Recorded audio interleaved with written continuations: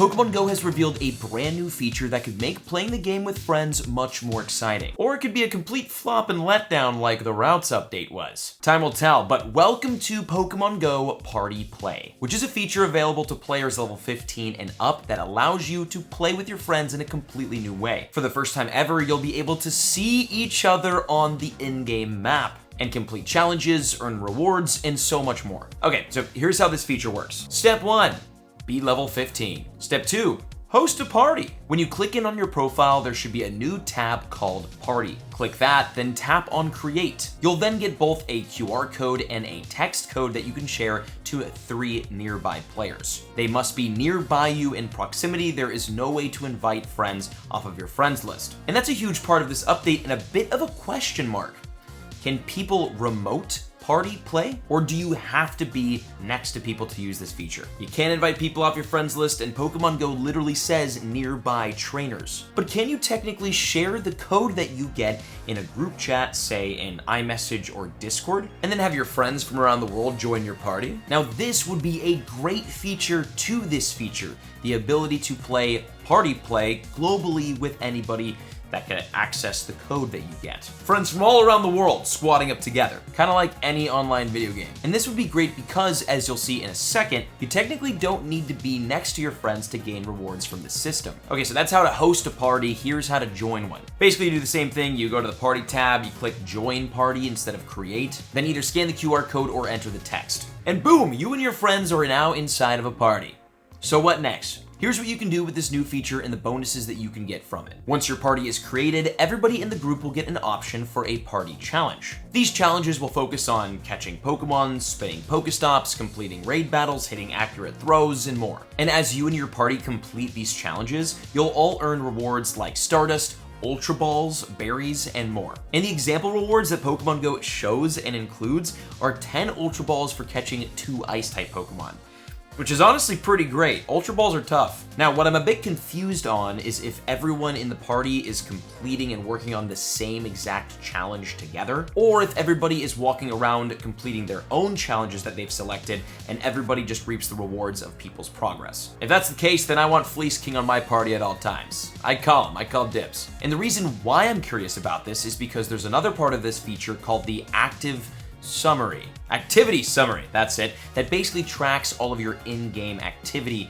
well, you and your group. There's basically different categories and in-game actions that are being tracked at all times here, and there's 5 different categories. They include Pokemon, Throws, Adventure, Battle, and General. Inside the Throws category, things like total throws, excellent throws, great throws, and nice throws are tracked. So basically, the more total throws your party does, the higher the number goes up between the 4 of you. In the adventure category, we've got total kilometers, total eggs hatched, and total candy earned tracked. The battle category tracks total raids won, total Team Go Rocket battles won, total trainer battles won, total gym battles won, and possibly more. Where General tracks unique Pokestops visited and field research tasks completed. Then under the Pokemon tab, which is my favorite, there is total Pokemon caught, shiny Pokemon caught, which is really cool, then Pokemon caught by different categories like fighting, normal, fairy. So I'm not sure with the system if all of these categories are just always tracked at all times and the challenges that you're working on are constantly changing, or if the in-game actions that are in your activity summary change with the challenges that you take on. I'm not sure.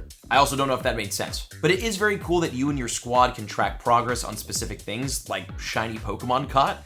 That's really cool, which is gonna make events like Go Fest and Community Day way more fun to play with friends, potentially against other friends. Like imagine having a 2v2 or 4v4 shiny race using this feature. Well, to help that, you could also bookmark your favorite activities so that you could see the progress that you're making on certain in-game actions much easier and on the actual home tab. Also, when battling in raids, you and your party will have a little raid bonus boost together. This is called Party Power, and it will double the damage of your next charge attack, and it gets charged up by every fast attack you use. The more members in your party, the faster the party power charges. So basically, if you're raiding with your party members, the raid's gonna go down easier.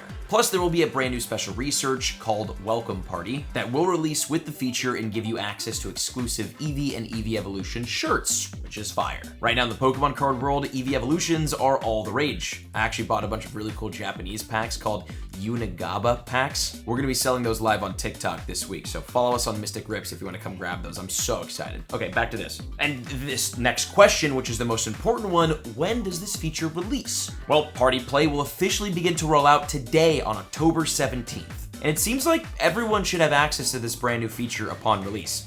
Unlike Routes, which literally took ages for everybody to access. But we don't exactly know if it's gonna be released in waves, or only to certain levels first, like level 50, or if only in certain areas like Australia first. We don't really know. And another thing that we don't really know is this new feature, is it really a cool new feature that's gonna be awesome and worth paying attention to, or is it just kind of a bust? My answer?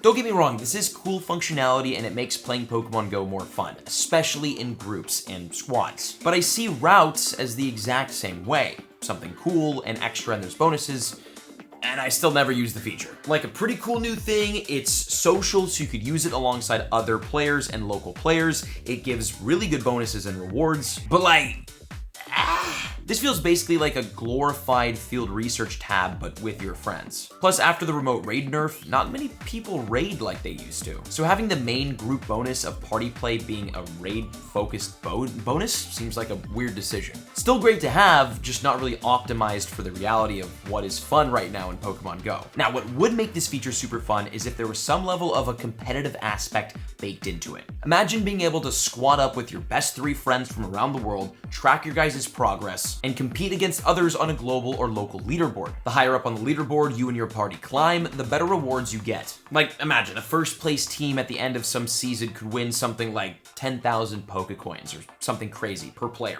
And I think that's what's missing from this feature and from Routes. These new features feel just like extra random little things to do in game if you want that like aren't super really incentivized. There's no reason to grind it.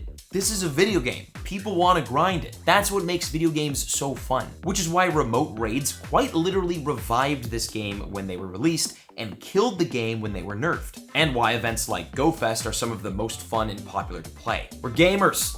We love to grind. If Party Play is eventually given aspects that are worth grinding for, it's gonna make the feature a lot more fun and useful to play. But for now, it exists as kind of a cool new way for you and your close friends to earn more rewards for playing Pokemon Go. And again, I think you should be able to connect with your friends globally through this feature by using that code and just texting it to each other, but we're gonna have to see. But if you do that, you just squad up with 4 people who are fairly active, and then you just complete a bunch of random miscellaneous tasks that the game gives you, and everybody just gets a bunch of random awesome rewards at all times. It's like passive income when playing Pokemon Go. So still a decent feature. Hope to see Niantic expand on it in the future. But this isn't the only news that we have today. There's a brand new Community Day event that has been announced for the month of November.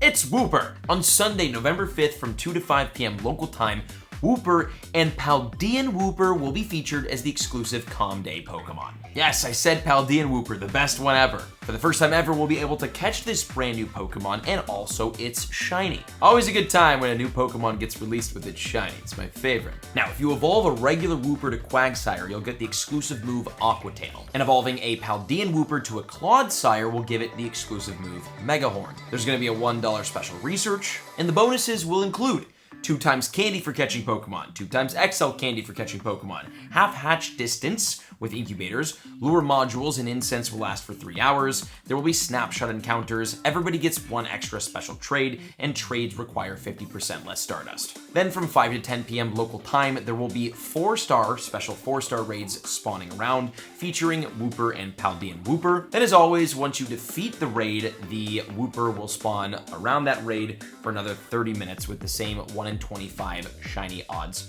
for Community Day. So it's like 5 hours of extra Calm Day if you've got raids. And what about the meta relevancy of Quagsire and Clodsire? Are these Pokemon worth grinding? Well, normal Quagsire is actually pretty good in the Great League, ranking 23rd as a Shadow and 32nd as a regular. And Paldean Clodsire, obviously not released yet, so we don't really know, but it will be a dual poison and ground type with a max CP of 2,207, so good typing, bad CP. Most likely just a cool new shiny to collect and trade and like laugh at because it looks funny.